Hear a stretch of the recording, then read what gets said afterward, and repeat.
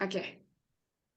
Assalamualaikum warahmatullahi wabarakatuh. Salam sejahtera untuk kita semua. Pada kesempatan kali ini, kami dari kelompok 3 akan mempresentasikan laporan kami dengan judul Artificial Intelligence Implementation in Samudra Indonesia. Adapun outline kita pada hari ini sebagai berikut. Next. Yang pertama adalah pendahuluan, yang kedua adalah studi literatur, ketiga usulan implementasi, keempat pro dan kontra, dan yang terakhir adalah kesimpulan. Next, sektor pelayaran adalah bagian penting dari ekonomi global untuk dapat bersaing, penting bagi bisnis di sektor perkapalan untuk berinovasi. Dan kini perusahaan pelayaran dituntut untuk memikirkan pertumbuhan bisnis mereka untuk bertahan dalam jangka yang panjang. Yang mana dalam sektor pelayaran perubahan kecil sedikit pun dapat dapat mendatangkan manfaat yang lebih besar. Dan investasi pada teknologi artificial intelligence menjadi pilihan bagi perusahaan pelayaran untuk mengoptimalkan operasi dan membuat keputusan yang lebih baik. Di dalam teknologi artificial intelligence terdapat istilah machine learning, di mana machine learning ini merujuk pada software dan hardware yang dapat menirukan kecerdasan manusia. Dalam optimalisasi pelayaran, algoritma dari advanced machine learning dibutuhkan untuk mengubah laporan aktivitas kapal dari bentuk manual dan hard copy menjadi bentuk digital. Yang kedua, memiliki database yang reliable untuk laporan aktivitas kapal. Yang ketiga, membantu bisnis memiliki added value yang efektif terhadap proses operasional yang sudah ada. Yang keempat, membantu bisnis mengetahui operasional dan technical performance kapal. Dan yang terakhir adalah membantu untuk mengetahui berapa konsumsi bahan bakar akurat terhadap rute pelayaran. Walaupun machine learning ini sudah banyak digunakan di banyak bidang dunia digital, sejauh ini adaptasi teknik machine learning dalam transportasi laut itu masih sedikit dibandingkan dengan industri yang lain. Hal ini disebabkan oleh data transportasi laut yang masih sangat terbatas. Nah, tujuan dari laporan ini adalah untuk membahas penerapan machine learning dan dampaknya terhadap masa depan dari sektor pelayaran. Oke, terima kasih untuk waktunya. Selanjutnya merupakan aplikasi dari IT di Samudra Indonesia, yang mana di sini merupakan produk AI, machine learning yang sudah dipunyai atau digunakan oleh Samudra Indonesia. Pertama, yaitu ada email. Jadi di sini Samudra Indonesia mempunyai beberapa supporting tools. Yang pertama itu email, ada reporting, positioning, dan juga kinerja atau performance. Yang kedua, sebagai file storage atau penyimpanan, data penyimpanan, ada Google Drive, file storage, dan juga data sharing. Dan juga ada ISMS, berfungsi juga sebagai file storage atau tempat penyimpanan, data sharing, dan juga keuangan. Dan yang di bundar ini, yang di lingkar ini merupakan mission learning-nya atau aplikasi yang akan kita bahas lebih dalam di kelompok ini, khususnya di DNV GL Eco Insight. Di sini ada monitoring system, positioning, data analysis, alert system, dan juga performance center. Oke, next. Nah, di sini yang tadi disebutkan di terakhir yaitu DNV Eco Insight, yang merupakan contoh produk AI yang akan kami bahas di yang membantu sebagai supporting tools di PT Samudra Indonesia untuk kegiatan operasional. Jadi semua data terintegrasi dapat terbantu, yang mana aplikasi ini bisa diakses melalui mobile phone, bisa juga menggunakan Android atau iPad, atau juga bisa diakses melalui PC, yang fungsinya mengintegrasikan yang sifatnya dulu masih konvensional atau masih belum terintegrasi dengan aplikasi ini, memudahkan semua menjadi otomasi dari kegiatan operasional perkapalan. Oke, selanjutnya Next slide. Nah, di sini yang akan kelompok kami bahas yaitu usulan implementasi kecerdasan buatan. Yang pertama itu ada proyek performance atau kinerja perjalanan, yang mana nanti ada beberapa sub untuk dibahas, yaitu ada mulai dari operational profile, VOC per day, kemudian juga ada VOC per day during sailing and speed, ada rata-rata kecepatan, ada average cargo dan juga average cargo capacity yang digunakan, dan EEOI instant. Kemudian juga yang kedua ada hull and propeller performance, yang dimana ada dua pembahasannya, yaitu apparent slip dan juga nominal slip. Yang tiga merupakan kinerja bahan bakar fuel performance, yang mana di menunya ada mass bunked by vessel dan juga mass bunked by port. Yang keempat, engine and system performance. Ada tiga pembahasan, yaitu menggunakan kinerja mesin dan juga engine running time dan juga engine load distribution. Yang kelima, ada environmental performance atau kinerja lingkungan, mulai dari CO2 emisi dan SOx emisi. Oke, next.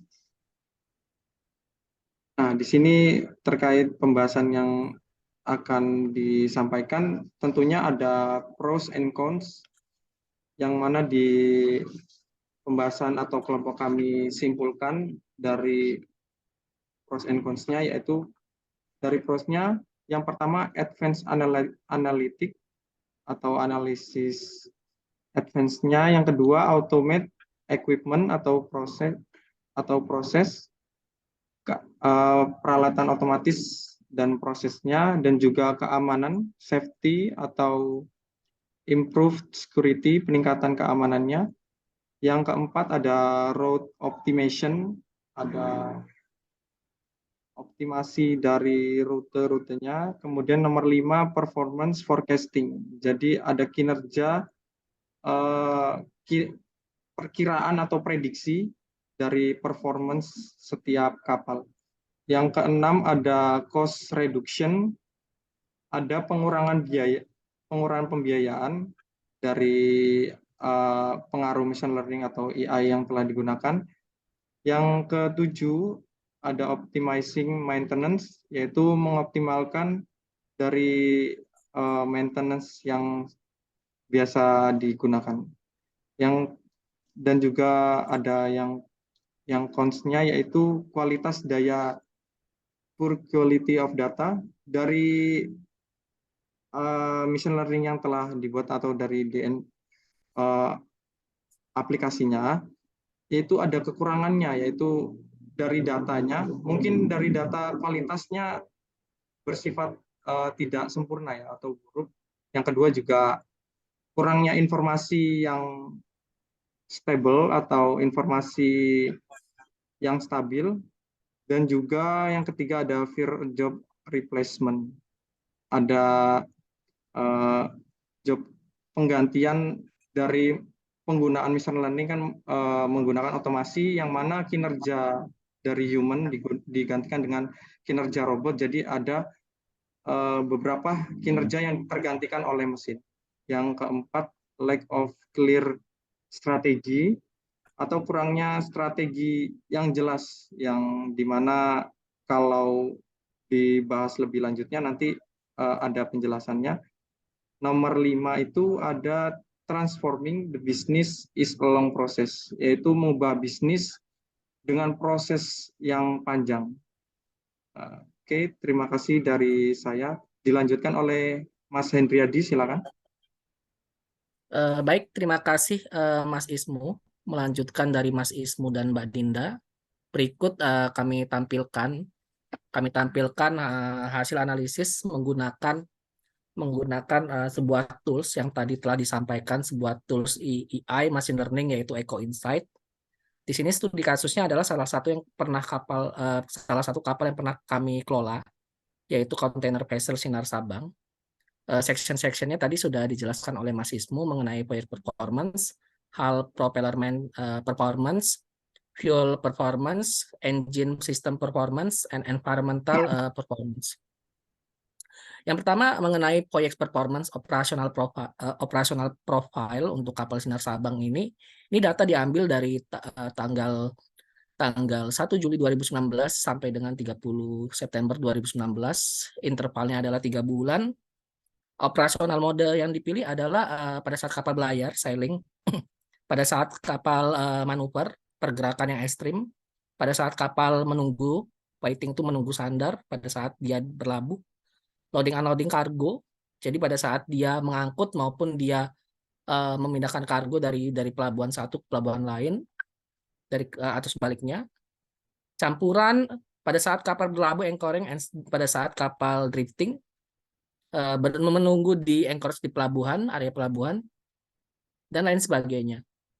Dengan demikian, operational profile untuk proyek performance ini, Sinar Sabang ini didapat dari data dari machine learning and eco insight ini adalah kebanyakan kapal ini dalam 3 bulan terakhir, yang mana tadi waktunya telah ditentukan, dia lebih banyak kapal itu sailing. Itu bisa dikatakan pada saat time elapsed sailingnya 30 hari. Lalu sorry, time elapsed sailing 30 hari, dan yang terbanyak itu adalah pada saat loading unloading, itu 40 hari. Jadi bisa dikatakan dalam 90 hari itu dia sebagian besar itu operasional modenya adalah pada saat dia proses bongkar muat di pelabuhan. Lalu berikutnya ini adalah mengenai konsumsi bahan bakar per harinya. Di sini bisa kita cek bahwa dan ada benchmarknya mana kalau untuk Sinar Sabang sendiri itu dia fuel oil consumption-nya 14 ton per hari, 14,1 per day, yang mana vessel group yang setipe di dunia itu rata-rata adalah 15,4. Dengan demikian, Sinar Sabang ini apabila di benchmark dengan kapal-kapal seluruh dunia yang setipe dan seukuran, itu masih lebih efisien. Dia di bawah dari average dunia. Yang average dunia 15,4, sementara Sinar Sabang 14,1. Oke, selanjutnya. Nah, ini main engine. Ya, otomatis karena di kapal itu yang menggerus banyak konsumsi engine adalah konsumsi bahan bakar adalah main engine, karena dia horsepower-nya sangat tinggi untuk menggerakkan kapal. Genset, auxiliary engine, dan B itu adalah boiler.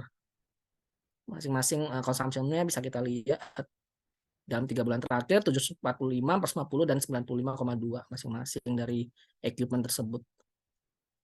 Di sini diagramnya yang di-generate dari sistem real time, dan ini benar-benar bermanfaat bagi shipping company karena dia real time, cepat dan cepat dalam mengambil keputusan. Bayangkan saja yang dulu kita pakai Excel atau pakai tools-tool yang sederhana, itu proses lama, dengan proses ini akan lebih cepat gitu. Lalu ini average cargo bisa kita lihat rata-rata grup untuk Sinar Sabang sendiri itu masih di atas rata-rata, dia di atas 1000, yang mana average grup kapal seluruh dunia itu 918. Dengan demikian secara komersil kapal ini sangat baik pengangkutan kargonya. Lalu IOEE juga dia ini Energy Efficiency Operational Index bisa terikot juga di sini. Ini slip itu adalah selisih antara dia pada saat dia perhitungan secara engineering sama aktual pada saat dioperasi. Di sini masih lumayan bagus, masih di bawah 20%. Tapi udah di luar target sih, karena targetnya itu adalah 0,2. Lalu bunker port ini terikot juga di sistem ini. Engine performance yang lebih teknikal juga terikot di sini, yang nanti bisa dikaitkan dengan tipe machine learning predictive maintenance yang tadi telah disampaikan sekilas. Engine load distribution kita bisa menganalisa juga pada saat distribution load berapa kapal ini bisa beroperasi secara efisien, yang otomatis untuk nanti akan core reduction secara efektif gitu. Ini SOX juga terkait isu lingkungan. Lalu ya demikian untuk hasil analisis studi kasus untuk penggunaan implementasi Eco Insight ini untuk fleet management performance. Lalu berikutnya mengenai kesimpulan di sini ada kesimpulan, ada manfaat. Kesimpulannya itu adalah machine learning telah diterapkan di perusahaan kami Samudra Indonesia. Salah satunya adalah fleet performance management dengan menggunakan software DNP Eco Insight yang tadi telah kita jelaskan, studi kasusnya juga kita jelaskan. Report aktivitas kapal telah direkam secara digital. Database masing-masing aktivitas kapal berupa voyage dapat dilihat secara real time online, memudahkan para user, memudahkan para ship owner atau ship manager untuk mengakses itu. Operasional dan technical performance kapal tadi telah kita sebutkan, fuel consumption, displacement kargo ya, lebih ke kargo yang diangkut. Speed dapat diketahui dengan dimonitor secara mudah dan real time. Berikutnya estimasi konsumsi bahan bakar pada rute lain sebelumnya dapat diketahui dengan mudah, otomatis karena dia nge-generate data secara sistem, secara IT, jadi cepat saja dia, dan benchmark datanya juga banyak. Manfaat-manfaat yang bisa kita ambil diantaranya memiliki database pergerakan kapal yang real time.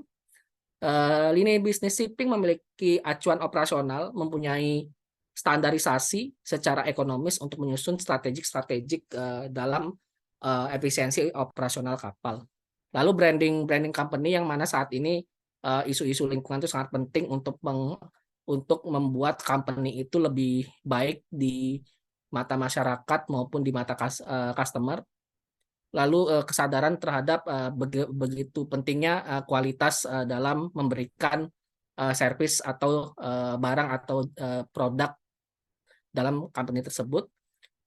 Lalu sistem monitoring performance dapat diketahui oleh manajemen diperoleh secara optimal. Demikian presentasi dari kami kelompok 3 mengenai Artificial Intelligence Implementation in Samudra Indonesia. Terima kasih atas perhatiannya. Kami ucapkan wassalamualaikum warahmatullahi wabarakatuh. Salam sejahtera untuk kita semua. Waalaikumsalam warahmatullahi wabarakatuh.